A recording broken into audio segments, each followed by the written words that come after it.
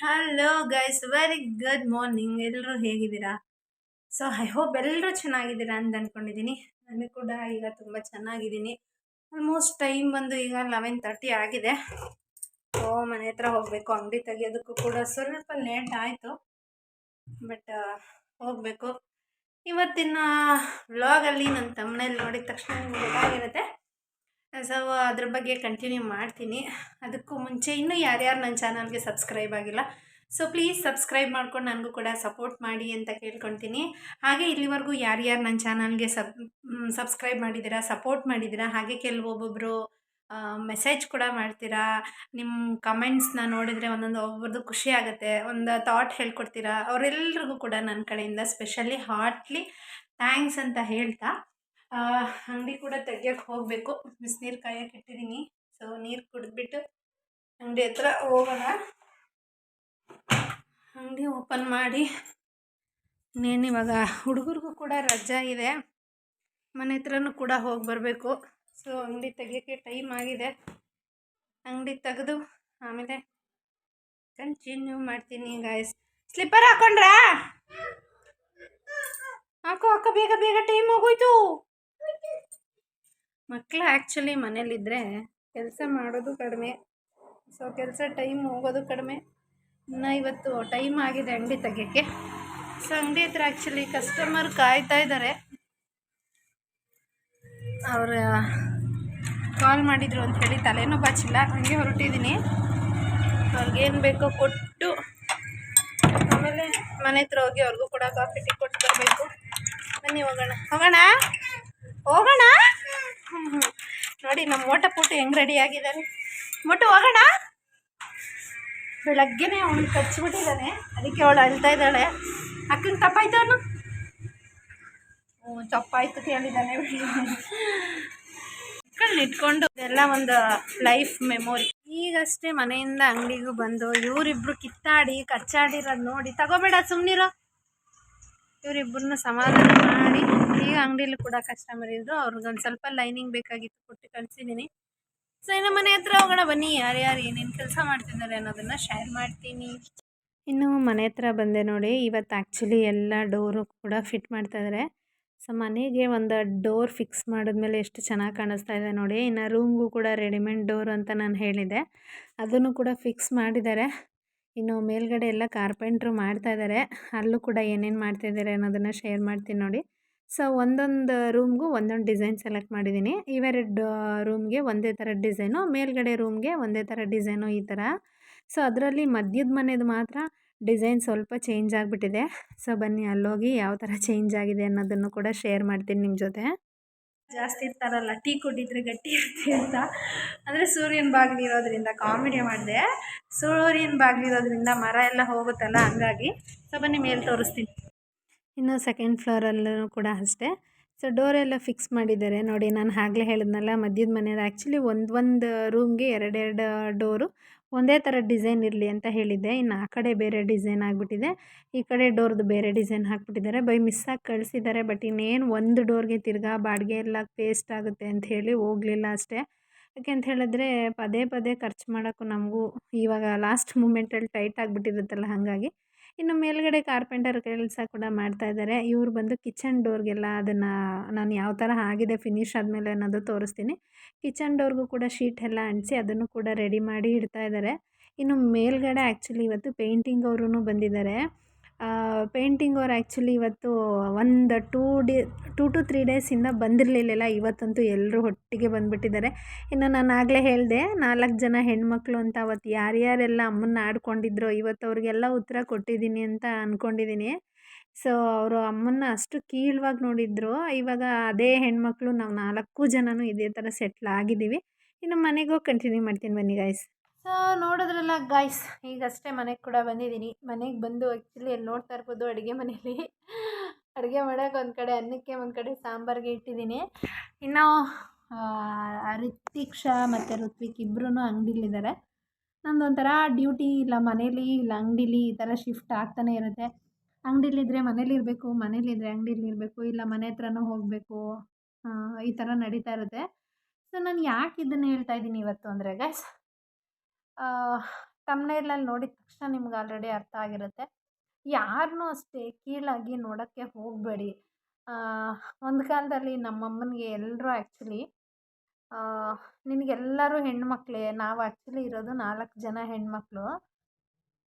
So ನಿನಗೆ 4 ಜನನೇ ಹೆಣ್ಮಕ್ಳು, ನೀನು ಅವ್ರಿಗೆ ಮದುವೆ ಮಾಡಿ ಕಳಿಸೋ ಅಷ್ಟರಲ್ಲಿ ನೀನು ಇರೋದು ಕಳ್ಕೊತೀಯ, ನಿನ್ನ ಕೈಯಲ್ಲಿ ಏನೂ ಮಾಡೋಕ್ಕಾಗಲ್ಲ.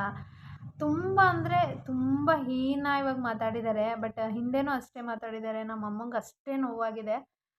ಗಂಡು ಮಗು ಯಾಕೆ ನನಗೆ ಕೊಡಲಿಲ್ಲ ಅಂತಲೂ ಕೂಡ ಒಂದು ಟೈಮಲ್ಲಿ ಅಮ್ಮ ಸಫರ್ ಮಾಡ್ಕೊಂಡಿದ್ದಾರೆ.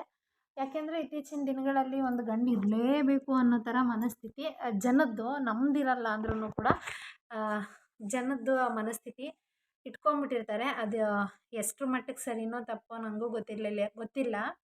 ಆಮೇಲೆ ಇನ್ಫ್ಯಾಕ್ಟ್ ನಾನು ಹೇಳಬೇಕು ಅಂದ್ರೆ ನನ್ನ ಮನಸ್ಸಲ್ಲೂ ನಿಜವಾಗ್ಲೂ ನನಗೆ ಹೆಣ್ಮಗು ಬೇಡ ಅನ್ನೋದಿಲ್ಲ. ನನಗೊಬ್ಳು ಮಗಳಾದಮೇಲೆ ಇನ್ನೊಂದು ಅಂದರೆ ಒಂದು 5-6 ಅಬೋರ್ಷನ್ ಆಯಿತು. ಅದೆಲ್ಲ ಹೆಣ್ಣೇ ಆದಾಗ್ಲೂ ಕೂಡ ಕೆಲವು ಜನ ನಿನಗೂ ಅಷ್ಟೇ ಹೆಣ್ಮಕ್ಳೇ ಆಗೋದು, ನಿನಗೂ ಗಂಡು ಮಕ್ಳು ಯೋಗ ಇಲ್ಲ, ನೀನು ಅಷ್ಟೇ ಏನು ಮಾಡಿದ್ರು ಏನು ಪ್ರಯೋಜನ, ನೀನು ಮಾಡಿರೋದೆಲ್ಲ ವೇಸ್ಟು, ಈ ಥರ ಎಲ್ಲ ಮಾತಾಡಿದ್ರು.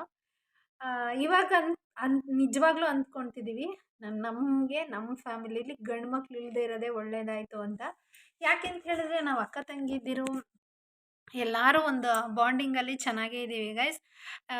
ಯಾಕೆ ಹಿಂಗೆ ಹೇಳ್ತಾ ಇದ್ದೀನಿ ಅಂದರೆ, ಏನೇ ಒಂದು ಕಷ್ಟ ಬರಲಿ ನನಗೆ ಆಗಲಿ ಅಥವಾ ನಮ್ಮ ಅಕ್ಕಂದಿರಿಗಾಗಿರಲಿ ಅಥವಾ ನಮ್ಮ ಚಿಕ್ಕಕ್ಕನಿಗಾಗಲಿ ನಮ್ಮ ದೊಡ್ಡಕ್ಕನಿಗಾಗಲಿ ಯಾರಿಗೆ ಏನೇ ಕಷ್ಟ ಬಂದ್ರೂ ಸೊ ಫಸ್ಟು ಜಾಯಿನ್ ಆಗೋದೇ ನಾವು 4 ಜನ ಜಾಯ್ನ್ ಆಗ್ತೀವಿ. ನಾವೇನು ಕಿತ್ತಾಡಲ್ಲ ಅಂತಲ್ಲ. ಸೊ ನಾವು ಕೂಡ ಕಿತ್ತಾಡ್ತೀವಿ, ಬಟ್ ಒಂದು ಟೈಮಿಗೆ ಅಷ್ಟೇ ಹಾಗೆ ಹೀಗೆ ಅಂತೀವಿ. ಬಟ್ ಏನೇ ಕಷ್ಟ ಬಂದರೂ ಒಬ್ರಿಗೊಬ್ರು ಸಾಥಲ್ಲೇ ನಿಂತಿರ್ತೀವಿ. ಅವತ್ತು ಯಾರು ನಮ್ಮ ಅಮ್ಮನಿಗೆ ನಿನಗೆ ಗಂಡು ಮಕ್ಳಿಲ್ವೋ, ನೀನು ಇರೋದೆಲ್ಲ ಕಳ್ಕೊತೀಯ, ನೀನೆಲ್ಲ ಲಾಸ್ಟಲ್ಲಿ ಝೀರೋ ಆಗ್ತೀಯಾ, ಇವ್ರನ್ನ ಮದುವೆ ಮಾಡಿ ಕಳಿಸೋ ಅಷ್ಟರಲ್ಲಿ ನೀನೆಲ್ಲ ಕಳ್ಕೊತೀಯ ಅಂತ ಅಂದವ್ರಿಗೆ ಇವತ್ತು ಉತ್ತರ ಸಿಕ್ಕಿರುತ್ತೆ ಅಂತ ಅಂದ್ಕೊಳ್ತೀನಿ. ಇವತ್ತು ನಾವು 4 ಜನ ಒಂದು ಸ್ಥಾನದಲ್ಲಿ ಇಲ್ಲ ಅಂದ್ರೂ ಏನು ಹೇಳ್ಕೊಳೋ ಮಟ್ಟಿಗೆ ನಾವೇನು ಸಾಧನೆ ಮಾಡಿದ್ದೀವಿ ಅಂತ ನಾನು ಹೇಳ್ಕೊಳಕ್ಕೆ ಹೋಗಲ್ಲ. ಬಟ್ ಯಾರ ಹತ್ರ ಬೇಡದೇ ಇರೋಂಗೆ, ಯಾರ ಮನೆ ಬಾಗಿಲಿಗೂ ಹೋಗದೇ ಇರೋಂಗೆ ಭಗವಂತ ನಮಗೆ ಕೊಟ್ಟಿದ್ದಾನೆ. ಅಷ್ಟೇ ಸಾಕು, ಅದಷ್ಟರಲ್ಲೇ ನಾನು ತೃಪ್ತಿ ಪಡ್ತೀನಿ. ಯಾಕೆ ಅಂತ ಹೇಳಿದ್ರೆ ಅವತ್ತು ಅಂದವ್ರಿಗೆಲ್ಲ ಇವತ್ತು ಅರ್ಥ ಆಗಿರುತ್ತೆ. ನಾವು 4 ಜನನೂ ವೆಲ್ ಸೆಟಲ್ ಆಗಿದ್ದೀವಿ. 4 ಜನಕ್ಕೂ ಇರೋಕ್ಕೆ ಮನೆ ಇದೆ. ಇವತ್ತು ನಾನೂ ಒಂದು ಮನೆ ಕಟ್ಕೊಳ್ತಾ ಇದ್ದೀನಿ. ನನ್ನ ತಂಗಿನೂ ಕೂಡ ಇವಾಗ ಗ್ರ್ಯಾಜುಯೇಟ್ ಆಗಿದ್ದಾಳೆ. ಅವಳು ಕೂಡ ಒಂದು ಗೌರ್ಮೆಂಟ್ ಎಂಪ್ಲಾಯ್ ಆಗಿದ್ದಾಳೆ.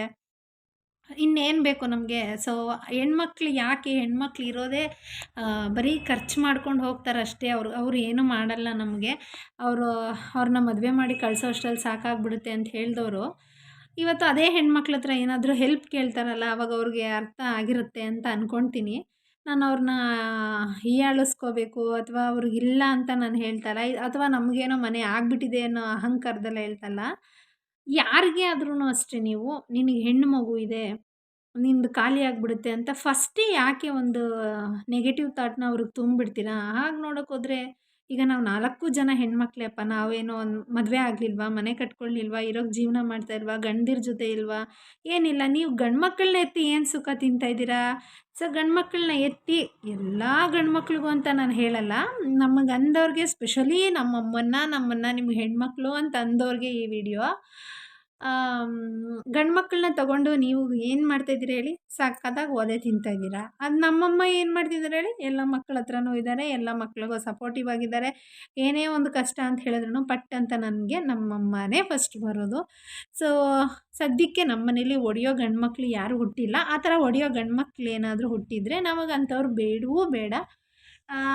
ಇವತ್ತಿನ ಮಟ್ಟಿಗೆ ನಾವು ಏನು ಅನ್ನ ತಿನ್ಕೊಳ್ತಾ ಇದ್ದೀವೋ, ಏನು ದುಡ್ಕೊಂಡಿದ್ದೀವೋ ಅದಕ್ಕೆ ಒಂದು ತಕ್ಕ ಮಟ್ಟಿಗೆ ದೇವ್ರು ನಮಗೆ ಕೊಟ್ಟಿದ್ದಾನೆ ಅಂತ ಅಂದ್ಕೊಳ್ತೀನಿ. ನೀವು ಅವತ್ತು ನಮ್ಮಮ್ಮನ್ನ ಎಷ್ಟು ಆಡ್ಕೊಂಡ್ರಿ, ಇವತ್ತು ಅಷ್ಟೇ ಒದೆ ಅದೇ ಗಂಡು ಮಕ್ಕಳಿಂದ, ನಿಮಗೆ ಹುಟ್ಟಿರೋ ಮಕ್ಕಳಿಂದನೇ ನೀವು ಒದೆ ತಿಂತಾಯಿದ್ದೀರಾ.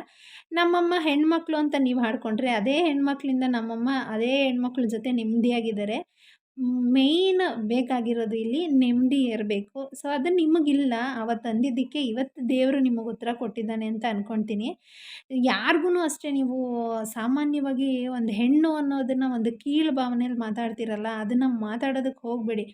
ಯಾರಿಗೆ ಗೊತ್ತು, ಆ ಎಣ್ಣೆ ನಿಮ್ಮ ಮನೆ ಬೆಳಗ್ಬೋದು, ಅಥವಾ ಆ ಎಣ್ಣೆ ನಿಮ್ಮ ಮನೆ ದೀಪನ ಹಚ್ಬೋದು, ಅಥವಾ ಅವಳೇ ಏನಾದರೂ ಒಂದು ಕೆಲಸದಲ್ಲಿರ್ಬೋದು. ಇಷ್ಟೆಲ್ಲ ಇದ್ರೂ ಕೂಡ ನೀವು ಬೈತೀರ. ಅಟ್ಲೀಸ್ಟ್ ಏನೂ ಆಗಿಲ್ಲ ಅಂದರೆ ಇನ್ನೊಬ್ಳು ಮನೆ ಬೆಳಗಕ್ಕಾದರೂ ಹೋಗ್ತಾಳಲ್ವ?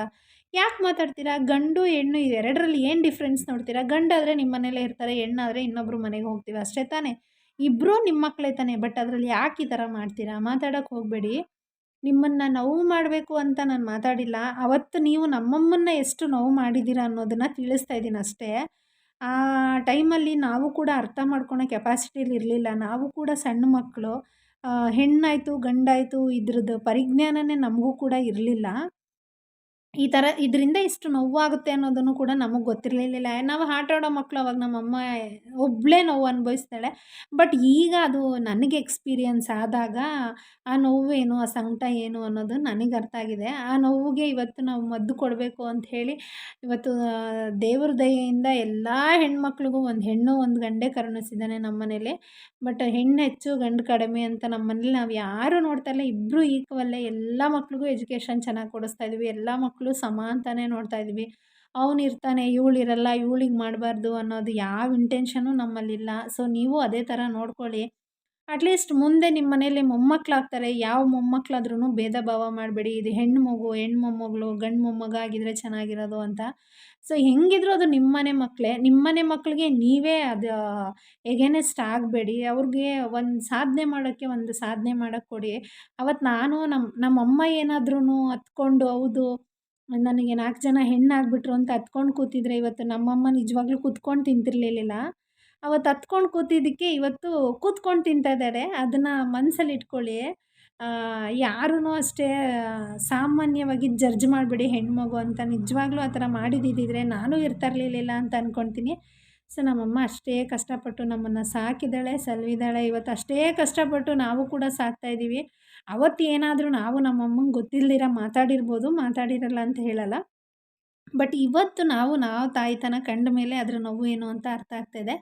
ಸೊ ನಾವೆಲ್ಲರೂ ಇದೇ ರೀತಿ ಇರಲಿ ಅಂತ ಕೇಳ್ತೀನಿ. ಹಾಗೆ ದೇವ್ರ ಹತ್ರ ನನಗೇನು ಕಷ್ಟ ಕೊಡಬೇಡ ಅಂತ ನಾನು ಕೇಳಲ್ಲ.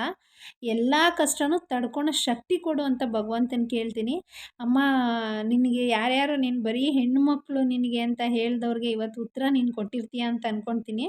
ಬಟ್ ಇನ್‌ಫ್ಯಾಕ್ಟ್ ಹೇಳ್ಬೇಕು ಅಂದರೆ ಗೈಸ್, ನಮ್ಮಮ್ಮ ಇದುವರೆಗೂ ನನಗೆ ಹೆಣ್ಣಾಯಿತು ಅಂತ ನಾನು ಬೇಜಾರು ಮಾಡ್ಕೊಂಡಿದ್ದೀನಿ ಅಂತ ಯಾರ ಹತ್ರನೂ ಹೇಳ್ಕೊಂಡಿಲ್ಲ. ಬಟ್ ಒಂದು ಎಂಥವ್ರಿಗಾದ್ರೂ ಒಂದು ನೋವು ಇರುತ್ತೆ. ಹಿಂಗೆ ಅಂದ್ರಲ್ಲ ನನಗೂ ಒಂದು ಆಗಬೇಕಾಗಿತ್ತು ಅಂತ. ಆ ನೋವು ಇತ್ತು ನಮ್ಮಮ್ಮಂಗೆ, ಇಲ್ಲ ಅಂತ ನಾನು ಹೇಳಲ್ಲ. ಬಟ್ ಆದರೂ ಯಾರ ಹತ್ರನೂ ಶೇರ್ ಮಾಡ್ದಿರ ನನ್ನ ಹೆಣ್ಮಕ್ಳನ್ನ ಚೆನ್ನಾಗಿರಬೇಕು ಅಂತ ಬೆಳೆಸಿದ್ದಾಳಲ್ಲ, ಅದಕ್ಕೆ ನನ್ನ ಕಡೆಯಿಂದ ಒಂದು ಹ್ಯಾಟ್ಸ್ ಆಫ್, ಒಂದು ಸೆಲ್ಯೂಟ್ ಅಂತ ಹೇಳ್ತೀನಿ. ಆಮೇಲೆ ಇನ್ನೊಂದು ಏನಪ್ಪ ಅಂತ ಹೇಳಿದ್ರೆ, ನಮ್ಮಮ್ಮ ನಮ್ಗೆ ಏನು ಕಲಿಸಿಲ್ಲ ಅಂದ್ರೂ ಮೇಯ್ನ್ ದುಡಿಯೋ ಶಕ್ತಿ ಒಂದು ಕಲಿಸಿದ್ದಾಳೆ. ಯಾಕೆ ಅಂತ ಹೇಳಿದ್ರೆ ನಾವು ಪ್ರತಿ 4 ಜನ ಹೆಣ್ಮಕ್ಳು ಅಷ್ಟೇ ಒಬ್ಬೊಬ್ಬರು ಒಂದೊಂದರಲ್ಲಿ ನಮ್ಗೆ ಏನು ಬೇಕೋ ಅದನ್ನು ತೊಗೊಳೋ ಕೆಪಾಸಿಟಿ ಇಲ್ಲ ಅಂತನೂ ನಮಗೆ ಕಲಿಸಿದ್ದಾಳೆ. ನಾವು 4 ಜನ ಯಾವ ರೀತಿ ಇದ್ದೀವಿ, ಏನು ಮಾಡ್ಕೊಂಡಿದ್ದೀವಿ, ಹೆಂಗೆ ದುಡಿತೀವಿ, ಹೆಂಗೆ ಅರ್ನ್ ಮಾಡ್ತೀವಿ ಅನ್ನೋದನ್ನು ನಾನು ಅದನ್ನೇ ಒಂದು ವ್ಲಾಗ್ ಮಾಡಿ ನಿಮ್ಮ ಹತ್ರ ಶೇರ್ ಮಾಡ್ತೀನಿ. ನಮ್ಮ ಅಕ್ಕಂದಿರು ಯಾವಾಗಾದರೂ ಎಲ್ಲರೂ ಬರ್ತಾರಲ್ಲ, ಇನ್ನೇನು ಗೃಹ ಪ್ರವೇಶಕ್ಕೆ ಬರ್ತಾರಲ್ಲ ಅವಾಗ ಎಲ್ರನ್ನೂ ಇಂಟ್ರಡ್ಯೂಸ್ ಮಾಡಿಸ್ಕೊಡ್ತೀನಿ. ಅಕ್ಕ ಆ್ಯಕ್ಚುಲಿ ಒಬ್ಬಳು ಬ್ಯೂಟಿಷನ್ನು. ಸೊ ಅವಳು ಚೆನ್ನಾಗಿದ್ದಾಳೆ. ಇನ್ನೊಬ್ಬಳು ಟೈಲರು, ಅವಳು ಕೂಡ ಚೆನ್ನಾಗಿದ್ದಾಳೆ. ಇನ್ನೊಬ್ಬಳು ಬಂದು ಹೆಲ್ತ್ ಡಿಪಾರ್ಟ್ಮೆಂಟಲ್ಲಿದ್ದಾಳೆ. ನಾನು ಕೂಡ ಓನ್ ಶಾಪ್ ಇಟ್ಕೊಂಡಿದ್ದೀನಿ. ಒಬ್ಬೊಬ್ಬರು ಒಂದೊಂದರಲ್ಲಿ ಅರ್ನ್ ಮಾಡ್ತೀವಿ. ಸೊ ₹10 ಗಂಡ ದುಡಿದ್ರೆ ₹10 ನಮ್ಮ ಕೈಯಲ್ಲಿ ದುಡಿಯೋಕ್ಕಾಗಿಲ್ಲ ಅಂದ್ರೂ ಸೊ ₹7 ಅಂತೂ ಬೀಟ್ ಕೊಟ್ಟೇ ಕೊಡ್ತೀವಿ. ನಮ್ಮಿಬ್ಬರದ್ದು ಸೇರಿದ್ರೆ ಒಂದು ₹17 ಆದರೆ ₹10 ಖರ್ಚು ಮಾಡಿದ್ರು ₹7 ಆರಾಮಾಗಿ ಎತ್ತಿಟ್ಕೋಬೋದು. ಈ ಥರ ಸೇವಿಂಗ್ಸಲ್ಲಿ ನಾವಿದ್ದೀವಿ. ನಮಗೆ ನಮ್ಮಮ್ಮ ಕಲಿಸಿರೋದು ಮೇಯ್ನ್ ಏನಂತ ಹೇಳಿದ್ರೆ ಧೈರ್ಯ, ದುಡಿಯೋ ಶಕ್ತಿ, ಯಾರು ಏನೇ ಅಂದರೂ ಕುಗ್ಗದೇ ಇರೋದನ್ನು ಕಲಿಸಿದ್ದಾಳೆ. ಸೊ ಅದೇ ನಮ್ಮನ್ನಿವತ್ತು ಇಷ್ಟೊಂದು ಮಟ್ಟಕ್ಕೆ ಬೆಳೆಯೋಕ್ಕೆ ಸಾಧನೆ ಆಗಿದೆ. ನೀವು ಕೂಡ ಅಷ್ಟೇ ನಿಮ್ಮ ಹೆಣ್ಮಕ್ಕಳನ್ನ ಯಾರು ಯಾವುದೇ ಕಾರಣಕ್ಕೂ ಸೊ ಹೆಣ್ಮಗು ಆಯಿತು ಅಂತ ಬೇಜಾರು ಮಾಡ್ಕೊಬೇಡಿ. ಆ ಹೆಣ್ಮಗುಗೆ ಯಾವ ಥರ ಧೈರ್ಯ ಕೊಡಬೇಕು, ಅವಳು ಯಾವ ಥರ ದುಡಿಬೇಕು, ಒಂದು ಗಂಡು ಮಗು ಆಗಿದ್ದರೆ ನೀವು ಯಾವ ಥರ ಸಪೋರ್ಟಾಗಿ ನಿಂತ್ಕೊಂಡು ಸೊ ಎಷ್ಟೆಲ್ಲ ಹೆಲ್ಪಿಂಗ್ ನೇಚರ್ ಮಾಡ್ತಾಯಿದ್ರೋ ಅಷ್ಟೇ ಸಪೋರ್ಟು ಕೂಡ ನಿಮ್ಮ ಮಗಳಿಗೆ ಮಾಡಿದ್ರೆ ಖಂಡಿತ ಅವಳು ಕೂಡ ಬೆಳೀತಾಳೆ, ಅವಳು ಚೆನ್ನಾಗಿರ್ತಾಳೆ ಅಂತ ಹೇಳಕ್ಕೆ ಇಷ್ಟಪಡ್ತೀನಿ. ಸೊ ಫೈನಲಿ ನನ್ನ ಇಂಟೆನ್ಷನ್ ಇದ್ದಿದ್ದಿಷ್ಟೇ. ದಯವಿಟ್ಟು ಯಾರು ಹೆಣ್ಮಕ್ಳಾಯಿತು ಅಂತ ಯಾವುದೇ ಹೆಣ್ಮಕ್ಳಿಗೂ ಕೂಡ ಚುಚ್ಚಿ ಮಾತಾಡಬೇಡಿ. ಹೆಣ್ಣಾಯಿತು ಅವಳ ಕೆಲವರು ಇನ್ನೊಂದು ಥರ ಮಾತಾಡ್ತಾರೆ. ಅವಳ ಅಹಂಕಾರಕ್ಕೆ ಅವಳಿಗೆ ಸರಿಯಾಗಿ ಕೊಟ್ಟಿದ್ದಾನೆ ದೇವರು ಅಂತೆಲ್ಲ ಮಾತಾಡ್ತೀರಾ. ಯಾಕೆ ಆ ಥರ ಮಾತಾಡ್ತೀರಾ ಅಂತ ನನಗೆ ಗೊತ್ತಿಲ್ಲ. ಬೇಡ ಮಾತಾಡಬೇಡಿ. ಅವ್ರಿಗೆ ಏನು ಕೊಡಬೇಕೋ ಭಗವಂತಂಗೆ ಗೊತ್ತಿರುತ್ತೆ, ಕೊಟ್ಟಿರ್ತಾನೆ. ನಾಳೆ ಅವರಿಂದನೇ ಅವ್ರು ಕುತ್ಕೊಂಡು ತಿನ್ಬೋದೇನೋ ಆ ಥರನೂ ಯೋಚನೆ ಮಾಡಿ. ಅವಳ ಅಹಂಕಾರ ಕೊಟ್ಟಿದ್ದಾಳೆ ಅಂತ ಯಾಕೆ ಅನ್ಕೊತೀರಾ? ನಾಳೆ ವಯಸ್ಸಾಗಿದ್ದ ಕಾಲಿಗೆ ಗಂಡು ಮಗು ಹೊಡಿತಿದ್ನೋ ಏನೋ ಎಲ್ಲರೂ ಅಂತ ಹೇಳಲ್ಲ ನಾನು. ಕೆಲವೊಬ್ಬರು ಅದಕ್ಕೆ ಅವಳಿಗೆ ಹೆಣ್ಮಗಳನ್ನೇ ಕೊಟ್ಟಿರ್ಬೋದು. ಸಾಯೋ ಕಾಲದಲ್ಲಿ ಸುಖವಾಗಿ ತಿನ್ನು ಅಂತ ಆ ಥರನೂ ಥಿಂಕ್ ಮಾಡಿ ಯಾರನ್ನೂ ಅಷ್ಟೇ ಹೀಯಾಳ್ಸಕ್ಕೆ ಹೋಗಬೇಡಿ. ಕೊನೆಯದಾಗಿ ಹೇಳ್ತಾ ಇದ್ದೀನಿ, ಗಂಡು ಮಕ್ಳು ಇರೋರು ಮಾಡದೇ ಇರೋದು ನಮ್ಮಮ್ಮ ನಮ್ಗೆ ಹೇಳ್ಕೊಟ್ಟಿದ್ದಾಳೆ. ಸೊ ನಾವು ಮಾಡಿದ್ದೀವಿ, ಅದ್ರ ಬಗ್ಗೆ ನನಗೆ ಹೆಮ್ಮೆ ಇದೆ ಅಂತ ಹೇಳ್ತಾ ಇವತ್ತಿನ ಬ್ಲಾಗ್ ಇಲ್ಲಿಗೆ ಮುಗಿಸ್ತಾ ಇದ್ದೀನಿ. ಸೊ ವ್ಲಾಗಲ್ಲಿ ದಯವಿಟ್ಟು ಯಾರಿಗಾದರೂ ಹರ್ಟ್ ಆಗಿದ್ದರೆ ಸಾರಿ ಕೇಳ್ತೀನಿ, ಬೇಜಾರು ಮಾಡ್ಕೊಬೇಡಿ. ಬಟ್ ನನ್ನ ಮನಸ್ಸಲ್ಲಿ ಇದ್ದಿದ್ದು ನನ್ನ ನೋವನ್ನ ಆಚೆ ಹಾಕಬೇಕಾಗಿತ್ತು, ಹಾಗಾಗಿ ಅದನ್ನು ಆಚೆ ಹಾಕಿದ್ದೀನಿ ಅಂತ ಹೇಳ್ತಾ ಇಲ್ಲಿಗೆ ಇವತ್ತಿನ ವ್ಲಾಗ್ ಮುಗಿಸ್ತಾ ಇದ್ದೀನಿ. ಮತ್ತೊಮ್ಮೆ ಹೇಳ್ತಾ ಇದ್ದೀನಿ, ವಿಡಿಯೋ ಇಷ್ಟ ಆಗಿದರೆ ಲೈಕ್ ಮಾಡಿ, ಶೇರ್ ಮಾಡಿ, ಹಾಗೆ ಸಬ್ಸ್ಕ್ರೈಬ್ ಮಾಡಿ. ಇನ್ನೂ ಯಾರ್ಯಾರು ನನ್ನ ಚಾನಲ್ಗೆ ಸಬ್ಸ್ಕ್ರೈಬ್ ಮಾಡಿಲ್ಲ, ಸೊ ಪ್ಲೀಸ್ ಸಬ್ಸ್ಕ್ರೈಬ್ ಮಾಡ್ಕೊಂಡು ಸಪೋರ್ಟ್ ಮಾಡಿ ಅಂತ ಹೇಳ್ತಾ ಇಲ್ಲಿಗೆ ಇವತ್ತಿನ ವ್ಲಾಗ್ ಮುಗಿಸ್ತಾ ಇದ್ದೀನಿ. Bye, take care, love you all guys.